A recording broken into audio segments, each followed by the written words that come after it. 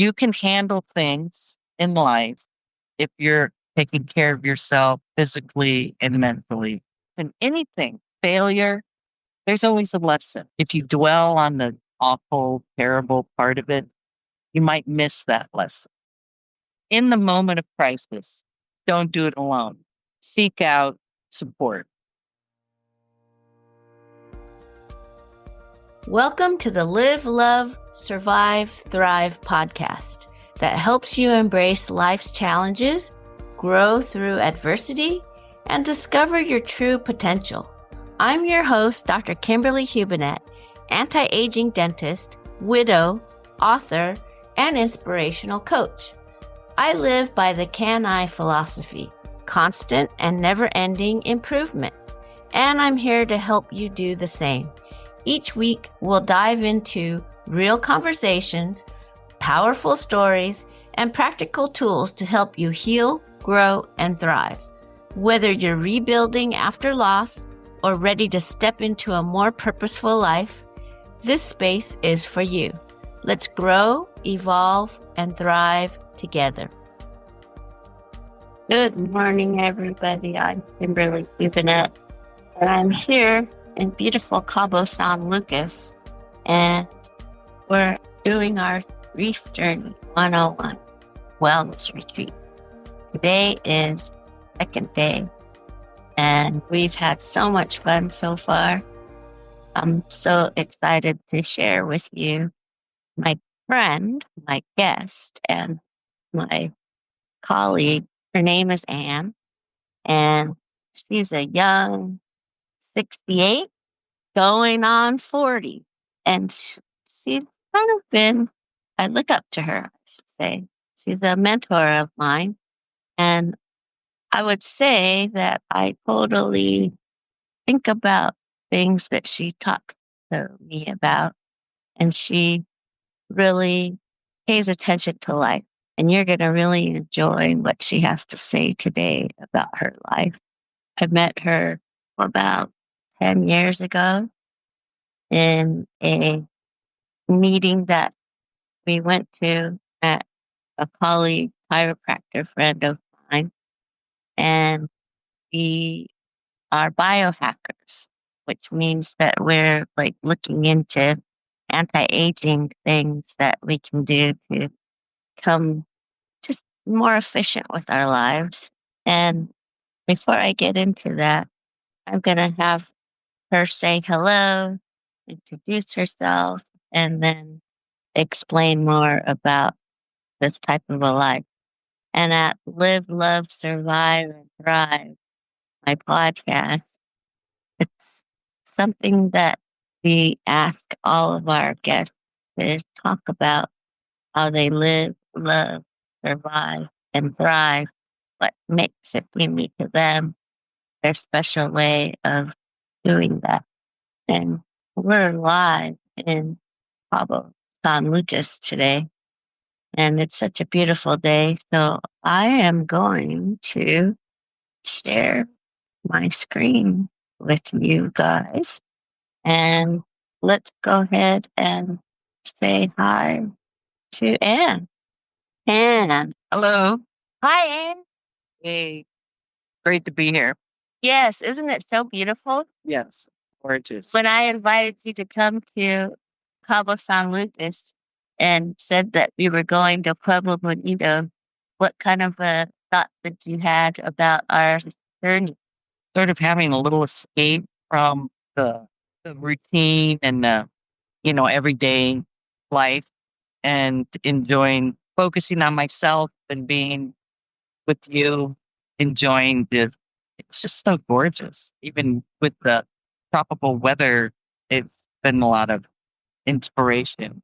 And being like together, talking about life and just like friendships and our journey together, how we've been reminiscing how long we've known each other and helped each other out with life changes. You were there when Mark was sick, Yeah. and you saw the progression of the journey, and then he passed away. You know, you've helped me through a lot. You've been my friend. Yeah. And you actually made a point to be with me. Yeah. On those hard times. And, you know, sometimes I didn't know that I was feeling what I was feeling. And then you came over to be my friend. And it's a little emotional because, Yeah. yeah, That's kind of hard to imagine the loss for you. And I really couldn't do anything to change what was happening, but I knew being there for you was what I could do. And I'm glad that it was helpful, and I'm still here for you. yes. Oh, And definitely. and life goes on, and we don't forget, but we move on. And I think I've had a lot of loss and tragedy in my life, so I guess that's I've learned from that. Yeah, I'm glad it was helpful. And I've always looked up to you because you are vivacious. You live life, to the fullest. And you take really good care of yourself. When we met, we were introduced to a company that, was into wellness and biohacking. And I don't know, maybe you can explain biohacking better than me. You always could explain it better than me. Well, yeah, you don't want to get too complicated with it, but I always have looked at food as being either medicine or helpful or poison. And the choices you make around what you put in your body as far as nutrition will make a difference. And that company had other tools I could add to my belief, I guess, and in how I take care of myself and what I put in my body. And they call them supplements, and that's great. That is a good name because it supplements what you should be doing every day as far as a nutritional choices that you make. And I just have over time learned that there's certain foods that and ways of eating throughout the week that give me more energy than other ways of eating. So I think that's really something that I've embraced as a habit. Yeah. So the biohacking is you're a biological being, and the hacking part is the choices you make and what you put in your body. Yeah. And, because of that, I mean, you're vivacious. You have a lot of energy. You're always asking me to go hiking and doing all these things. You're going with your family, your grandbabies, camping, and doing all these outdoor activities because, where we live is Sonoma is like I think there's over 68 different regional parks there and state parks and national parks close by too. It's a beautiful area to be, but as far as to be living, loving, surviving, and thriving, like my podcast name, I mean, I look up to you because I say, "What are you doing now?" Because it's evolved. Before you were drinking smoothies in the morning, and then you told me you always suggest certain things to me, different apps, different like things. Okay, Kim, you should try this, or I mean, I explain stuff to you too, what I do, but I love listening to you because you always have, even at my darkest moments, sometimes, I would just be able to go walking with my dog or whatever, but not exercising. And you, like, no matter what, you had a routine. And what inspires me the most is that, your routine isn't just, it's not really hardcore. It's just a routine, a daily routine that gets you out moving and being live. Right. Explain that. Yeah. And I think the biggest thing for me as I evolve is making an exercise. I just call it moving. If you call it exercise, I think people get all making it something that you can fit into your day. I think that's the most important part for people. It's not something that you have to carve out time to do. So I chunk it. So in the morning, I used to do Pilates, and I did that for a number of years. And it was just a routine I found from a gal online. She had a little video. It was during COVID when I was working from home. desperately wanting to keep myself, healthy. And I did that for a number of years. And then I had read somewhere, you feel like you're sort of plateaued or your exercise is, I'll use the word boring. And also for your body, changing what you do is helpful in moving to another level. So I found chair yoga. Chair yoga. Oh, Chair yoga. And I thought, I'd heard about it before and I thought, oh, it's for old. They always show these older people doing it. And I thought, well, it must not really be that strenuous. No. But I found a great little app and it has a little video and it goes through each movement while you're doing it. And it's 6 minutes all the way through it. And then you could do it another time for a longer 12 minutes. So in less than 15 minutes in the morning, those routines are pretty, I mean, I felt it the first couple days. I really felt because it was making me move differently than what I was doing before. So that was the change I was looking for. And it fit in the time frame in the morning before my breakfast. I would do that. And again, it's also a routine I can do that I don't feel like I have to eat before it and then wait and then do it. I just do it, drinking my coffee, and then I go and eat breakfast and I'm off work. yeah, because still you have a career. Yep, I'm at the end. I'll be retiring at end of the school year. But the other part of my daily thing is before lunch at work, I can schedule my time so I can have a 20-minute period for a break and I go out, I put walking shoes on and I walk, come back, and soon after that I eat my lunch. So that's every day. Sundays, sometimes I don't do it, and then here I've been very active, but I haven't been doing that. And that was intentional because I just thought, well, sometimes it's nice to take a break. We've been super active.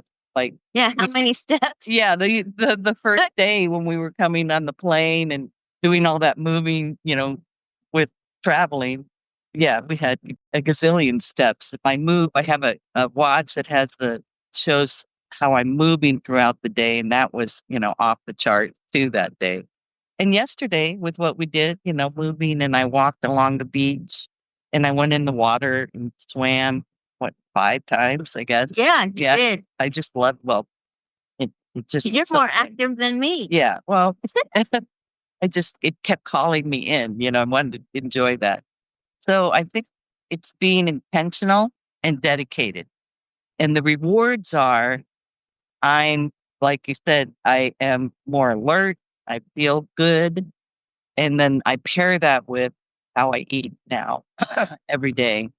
And that's a whole nother story, the way I eat now. But it's something called carb cycling, which causes my metabolism to stay kind of revved up all the time. So it has helped me lose some added weight that I had.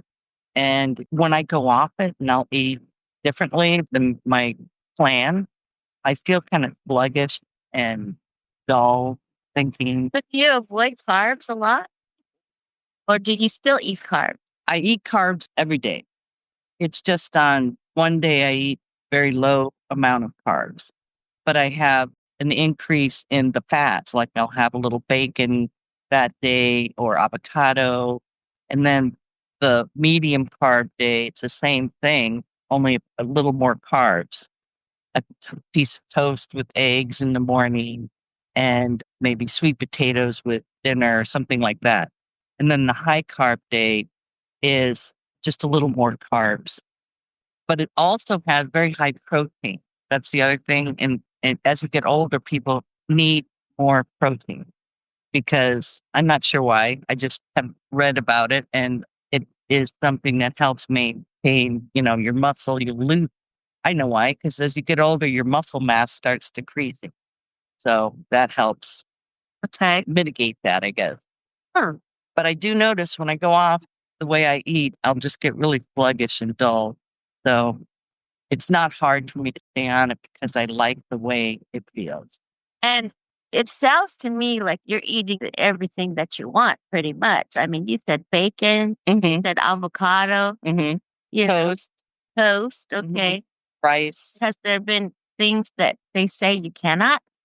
I avoid sugars, and I lost any kind of craving for sugary things. That's a good point because sugar is A poison. yeah, it really is. It is, especially too much of it. As you know, rots your teeth. That's right. I mean, come on, I'm a dentist. Yeah. I don't want to eat sugar either. I mean, anything that you eat that turns into sugar, except for water, Mhm. like, and if you're having some sort of like substitute sugar, that helps too, but it has to be a good substitute sugar, right? Mhm. Yeah, I do. I use monk fruit. For a long time, I used to use stevia, but the monk fruit is, I don't know, I like it. It's a really good taste in my coffee. And that's about it. If I have iced tea, I might put it in there. So there is another little trick, a little biohack that I do besides the supplements. At lunchtime, I'm very almost religious about it. When I eat my lunch, I have water with an electrolyte tablet. So I have an electrolyte drink. So it kind of replenishes from the exercise and the walking. You mean like the kind that you go on hike? You know, like when you go to REI, you find these little. Yeah, it's a tube that has these tablets and they kind of fizz in the water. Uh-huh. Yeah, So, you know, I like I mean, that. there's better ones than others. Yeah, this one's pretty high quality. I And it saw doesn't have sugar. it has a sweet taste, but it's not really super sweet. Okay. Yeah, it may use a natural sweetener, but it's Uh-huh. not sugar. You know, I'll have to check that. I don't think it has sugar in it, but it has something that makes it kind of sweet. And it's kind of effervescent. And I commute 40 miles to and from work. So I don't want to drink coffee because that after about 10 o'clock in the day, I don't ever drink any caffeine because it causes me to have difficulties falling asleep. So the electrolyte drink at lunch is my way of kind of boosting myself. So when I leave work, I'm kind of awake Yeah. during the commute, which is a good thing. Yeah. I mean, you drink plenty of water too, right? Yes, yes. Actually, I drink probably 2 cups of water in the morning when I get up, 16 ounces. I just chug it. And I have the 16 ounces at lunch. And then before I leave work, I have another big chug of water. And it's like a lifestyle. I mean, it's not something that you force yourself to do. You feel good doing it, right? I feel good doing it, and it's a habit. I think that's the other thing. These have become habits of my life. And when I first started, it had to be very intentional. Now it's just that's what I do. You know, it's almost like I don't think about it. When do you think you started becoming intentional about having to do all this? Or had you always been doing this? And ever since I've known you, you've been doing this. But maybe It's evolved. do you remember an age range that you made yourself be intentional about looking at your health in this way? I think the exercise part was always there because I was always an active child and I did sports. And when I went to college, I wasn't doing the sports as much. So I joined which is hilarious, in San Diego, one of the Jack LaLanne. Oh, I remember Jack LaLanne. Yeah. And I think I did it on my birthday. It was a birthday gift to myself. And I've always done something. I remember before I got married, I used to have this little mini trampoline. After I had kids, I know I have somewhere, probably still have it, the Jane Fonda workout tape. Oh, goodness. She's still looking good Yeah. too, right? I had that when I had kids. I'd put that in, and while they were playing, I'd be listening to Jane and doing something. So I've always found something to try and help me. But I think during the COVID, and I was in my age, and I've had grandchildren come into my life, and I want to be healthy and have people talk about the lifespan. I really want to have a health span that has high quality. So I'm going to get older, can't do anything about that, but I can do all these other things to help me have a quality health span. So as I get older, I'm not unable to do things that I want to do. I've had to learn to say no to things and that I used to love to do. Like, for instance, this is a funny story. The other thing is my husband and we cycle, ride bikes Uh-huh. pretty regularly. And that's something that's a common thing between us. I joked with my husband and I said, yeah, when I'm older, we bought different bikes. I have a 10-speed bike, I have a mountain bike, and then I have a little cruiser bike I ride with my granddaughters. And I told him, I said, probably the last bike I'll have is an adult tricycle. So I still can do stuff, but it'll be safer. So I think that's the part that I think you're hitting on, is that I think about it. Yes. I don't sleepwalk through life. And I think about what I can do for myself so that I'm the best I can be for the people I love. I think that's another thing.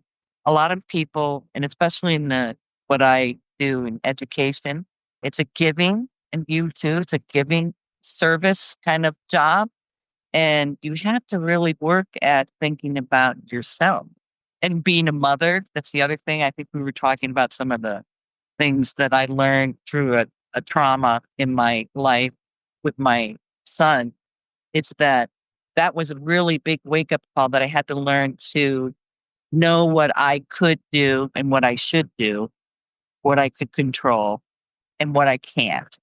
And I think a lot of times, especially for mothers, there's a tendency to be giving too much in the wrong ways, rather than looking at, I just need to take care of myself physically and mentally so that the needs of others I can better serve. That's something I learned and am very grateful for. There's another thing. I don't think this is really a biohack, but I forget where I learned it. And I've heard it in a couple of different sources. Is before I get out of bed, I try to think of 3 things that I'm grateful for. I think one of them said, like, the day before, what were 3 things that you were grateful to have happened or that you did?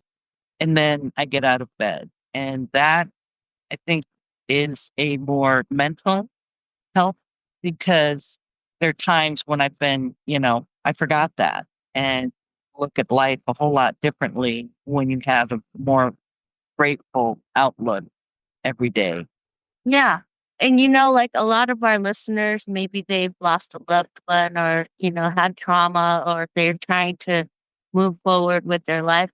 We kind of skipped over that part of it because I wanted to talk to you about health, but you're not a stranger to having lost loved ones in your life too, That's why I was attracted to it, right? Yeah. Yeah. Tragedy is gonna happen. I mean, it is. It's part of life. And again, you can handle things in life if you're taking care of yourself physically and mentally. And I guess I'm not a real religious or spiritual person, but as I've got older, I have thought that maybe having some, or it's weird to say spirituality, but some kind of a lot more philosophical outlook on life. Yeah. And I'm not like, as I said, I'm not like a really religious person, but having a more of a kind of a middle road. And so I've been listening to podcasts when I'm commuting of a Buddhist monk, a couple of different ones. And I really like their philosophy around life, and that being kind of the middle road is one of their tenets, not too extreme one way or the other, having a balance. I think it's the balance of life. Yeah. And then I think the other part was, when something comes up, I've learned to ask, how can I take how it's affecting me, thinking, what can I do because of this problem?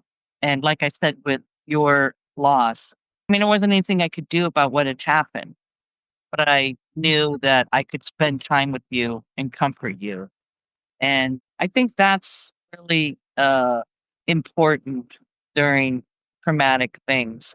And when my son was suffering with addiction, it was devastating to the whole family. And as a mom, I had to learn that it was his problem. I didn't cause it, couldn't cure it. And slowly but surely, that strength, actually, that experience strengthened my knowledge that I can love him, but I have to let him find his recovery. I couldn't do the recovery. He had to do the recovery. And that, in a way, was probably one of, so I could look at it as like, oh God, that was a horrible thing that happened. I look at it now going, wow, I really came out of that stronger person. That I look at when I was what they call enabling him because I thought I could save him and do this, help him, and learned that that was actually making it worse. I'm a stronger person now. And I think you asked me, what happens if they relapse? And I know that I won't react the same way again. I'm stronger and I have a better mindset towards it. So in tragedy, in life, in anything, failure, there's always a lesson. There's always a lesson. That's important to know. Yeah, there's always a lesson for you. If you dwell on the awful, terrible part of it, you might miss that lesson. So I think that's a big, big part of my attitude in life. And I think I've said it a bunch of times to you. Life is what it is. Yes. And accepting it as it is, then you can ask those questions. Now, what do I do? What can I do? That sort of thing. It really gives you much more calm and, dare I say, serenity. Yeah. Yeah. So so that's my, attitude in a nutshell. Now I'm talking about it now, like, Ann's got it all sussed and there's, I get tired, things happen. I don't always react in the calm way that I want to, but I certainly don't beat myself up about it. I just go, whatever, I blew it. I'm moving on. I probably should have not done that while I was tired or, you know, hungry or, there's usually a reason why you're behaving badly. And I think another thing is choosing people that I spend time with. That's a very important thing. I think we were talking about family members and stuff or friends. I mean, I don't have a ton of friends, but the friends I do have, there isn't a moment that I go, wow, what a drag being hanging around with Kim. It's never doing that again. And I think that's a very important thing. A little more difficult with work. I have, work colleagues that I would probably never be friends with, but I have to work with them. So Make it. yes. But, the nice thing is I can go home and forget about whatever it is that I don't care for. And luckily, I don't have terrible workmates, but I'm just trying to say there's been throughout my life, there's been times when I go, I have to work with this person, but I certainly wouldn't seek them out as a friend. Yeah. So there's choices. Yeah. But you're gonna retire maybe in 5 years or No, I'm going to retire this June. okay. So what's life gonna be like for Ann after this? I think you said that you might have some fun doing some yoga retreats or something like that or Yeah, I was thinking that because I always get this response from people like, wow, you're in such great shape and all of that. And you've said it, inspired, you. I thought, well, I could probably do that. I worked for many years as an educator and administrator in public education. So I know I have what is it? Some people say I can easily engage people in things. you're a people person. Yeah. Sure. And yeah, that would be kind of fun. And You're an influencer. yeah, would be fun to do that. And absolutely, we'll spend time with and helping my son and his wife with their daughters or my grandkids. They live nearby, so I know they working parents always need some help. So I enjoy doing that and probably doing more active things with my husband again, like we did when we first met. I mean, we still do it, but we'll be doing it more. And my daughter-in-law has a business and she needs some help doing, she's grown so much. She needs some help doing things that aren't like the background stuff. Yeah. Like she's the front person and does, the sales, I guess is the best way to put it. And the background stuff takes time. Yes. And so my husband and I had a business before I went into education, and I have knowledge and understanding of bookkeeping and that sort of stuff. So I told her I would work part-time. So we're going to try it out. We're going to try it. I told her, let's try it. Well, I'll work probationary Uh-huh. and we'll see how you like having me work for you. Anybody would be lucky to have you on their team. Yeah, but I'm her mother-in-law and she's the boss, Yeah. so it'll be a facet of our relationship. So we'll see how that goes. And whether or not I want to do it, that sort of thing. And I don't think it'd be much time. So I remember a while ago, I kept saying, what am I going to do when I retire? So it's kind of just evolved and happened. So would you say that there would be like the takeaway today is that you have a few things that you do every day? What would you tell our listeners, the ones that are, kind of wondering what they're going to do after they've lost their loved one or they've had trauma and try to take action? I mean, what I hear from you is that number one, you always take action. mhm. And number two, you always have like a routine to do things. But are there other things that you want to tell our listeners to do daily or have a Well, in the moment of crisis, don't do it alone. Seek out support. I did that when I was having the crisis with my son. And for 3 years, I was part of a family support group. And I can't say enough about how helpful that was. Because even though I was a very mature person, you don't know what you don't know, I guess is a great way to put it when a crisis comes. Yeah. Because it's not like, oh, you're living your life and you're like, oh, when my son becomes totally addicted and ruining his life, I'll know exactly what to do and how to behave. Or when I'm in the middle of my career and marriage, my husband dies, I'll know exactly what to do. Well, you probably won't, right? Right.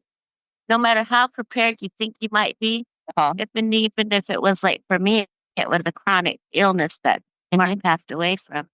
We planned things, we knew, but it's still the day comes and they're gone. gone. Yeah. Or they're, wildly addicted and there's nothing you can do. And that's the first thing that I realized when I joined that family group. Almost within the first 15 minutes of the first meeting, was I didn't cause it. I can't cure it. I can't control it. It was like, bang, duh. It was like, and those were the other people of the group. And then the other thing that I heard was, we love them so much that we make the mistake of enabling. And actually, I remember that some guy in the meeting said, well, you might as well just go out and buy the drugs for him if you're going to let him stay at home and use. And I thought, oh my God. So there's those sort of things. And I know not everyone has the same challenge as I had, but any challenge like that where it was so debilitating for me. I'm pretty sure I became clinically depressed. And that's because I was sitting in my own, trying to struggle with it on my own. And it caused tension with my husband, of course. And as soon as I started hearing the voices of other people, other parents who had gone through what I was going through and how they dealt with it and what happened for them, it presented opportunities in my mind for dealing with it. And I think that's what I'm saying. If you are struggling and you are in pain, don't do it alone. I can't say enough about support groups. And I did hear a number of times, if the group doesn't seem to click for you, there's other groups. Just so happened the group I found clicked. It was easy to do. It was a Zoom meeting. So I think that is probably one of the most important things to do. And I remember my boss at work was going through a terrible medical problem. She kind of commented when we were walking somewhere how, she was struggling with it. And I just turned to her and I said, are you attending a support group? I said, there's a lot of other people that are going through what you're going through. And she goes, I hadn't thought of that. I said, well, you might look into it. Could be very helpful. And a few months later, I saw she seemed a little happier, and I thought, well, maybe she did that, maybe she didn't. I don't know. Yeah, right. Yeah. Because you don't know what you don't know. And if Yes. people are your friends or your colleagues that, you trust them, I mean, hopefully you hang around with people that are going to Hmm. give you a better life. Yeah. You. Right. Friends and family are one thing. Mm-hmm. Support. Choosing friends who are comforting and you click with it are important. A support group, though, is another thing through crisis that is so important because oftentimes your friend, and for instance, my little sister, Mm-hmm. she was sympathetic to a point of what I was going through, but she couldn't relate. Hmm. But the people in the support group, they knew how I was feeling. Going Yeah. on. So that's the difference there. Yep. You need both, but you need to understand that some of these other people, your family and friends, who aren't experiencing what you're going through, may not be a support for you. But the support group, because it's filled with people who have suffered exactly what you've gone through, and you all start speaking the same language, the enabling, this or that, active this. And so there's a difference. And I see the power of connecting with people who have gone through the same crisis. So in other words, whatever your trauma is, whatever you've dealt with, find a group that is going through the same thing as yourself. But then also, But especially if it's affecting you as right, much as it was for me. and then also take action with your health Hmm. and keep on moving with your health too. Well, and that was one thing I kept hearing too. Take care of yourself. The people who I called like the veterans survived it one way or the other. Either they've been able to survive the continued active addiction with their child, which I was amazed to see, or they survived the active addiction and the child recovering. That got to take care of yourself. That's number one. Kept hearing that. So that's when I think I found that gal with the Pilates. I started doing that regularly, and then the walking every day. And it just kind of evolved, and I started to become stronger physically and mentally. And I know now, regardless of what crisis hits me, of course I'll be devastated, but my long-term response will be, it is what it is, and I can only do what Ann can do. Yeah, that's your motto, kind of, right? Yes. Let's say it again. It is what it is. Ann can only do what I can do. And part of that is taking care of myself. And I think what you're doing here with this podcast is another facet of helping people with the recovery of trauma or crisis. Yeah. 'Cause it is kind of a recovery. I mean, it hits people in a lot of different ways. I mean, there's some people who I was talking about something in my childhood. There's some people who they don't talk about it. Like, Yeah. that's not healthy. When something happens terrible and it's an emotional trauma, just to bury it is not healthy. Yeah. We could have whole podcasts on that one. Yeah, exactly. Yeah. So, I really thank you for accepting and saying yes to Oh, my being pleasure. interviewed on my Live, Love, Survive, Thrive podcast. I hope that everybody listening will be inspired by your story and the things that you do in life. And this is not going to be the last time, that I'm going to ask you to join my podcast because you have a lot of things to share. Yeah, well, I don't mind if people want to catch up with Mimi. That's what I'm called now. Yeah, catching up with Mimi. Sure, I'm fine with that because How can they find you? Yeah. I'm not on social media anymore, so Okay. maybe I'll change that. But I'm really not.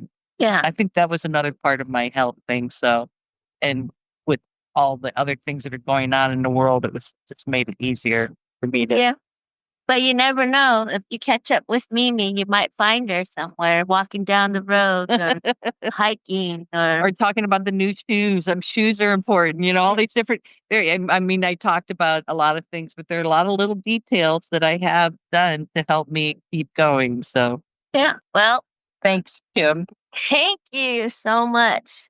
This is Kimberly Hubinet here in Cabo San Lucas, enjoying our wellness and our retreat. Today, we're going to be going to our massages and eating a healthy breakfast. So I am going to sign off for now. And I hope to see you guys soon, and I'll see you then. Live, love, survive, and thrive. Thank you for joining me on this episode of Live, Love, Survive, Thrive. I hope our time together has inspired you to embrace life's challenges, find the courage to overcome obstacles, and create a life filled with love, purpose, and fulfillment. If you've enjoyed today's episode, please take a moment to rate, review, and subscribe to the podcast. Your feedback means the world to me, and to help us continue to bring you stories and tools to empower your journey. And if you have a story of resilience, transformation, or thriving after adversity, I'd love to hear from you. Reach out to me directly at livelovesurvivethrive@gmail.com. You never know, your story might just be the inspiration someone else needs to hear. To learn more about me and my work, visit my website at www.drkimberlyhubinet.com. While you're there, be sure to check out my current book, Grid. Once in a lifetime, you get to start over. A guide to rebuilding and rediscovering life after loss. Get a sneak peek at my upcoming book, Live, Love, Survive, Thrive, a powerful companion to this podcast, and a heartfelt roadmap to reclaiming joy, resilience, and meaning after life's toughest seasons. You can also connect with me on social media. Follow me on Facebook at author Dr. Kimberly Hubinet, and follow me on Instagram with the same name. And subscribe to my YouTube channel at Live, Love, Survive, Thrive for more inspiration and insights. Remember, you have the power within you to write your story and thrive beyond your wildest imaginations. Keep relearning to live, love, survive, thrive every single day. Until next time, I'm Dr. Kimberly Hubinet, and this is Live, Love, Survive, Thrive.